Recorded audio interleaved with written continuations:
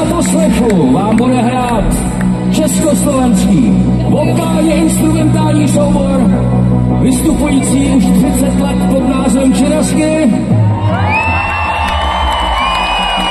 Já si a potěšení pro vás zahrát. Vozem to zase po letech, byl jsi krásnější, jen jsem si tě pamatoval. Povídali jsme si o dětech, trochu jsem přeháněl, trochu se naparoval.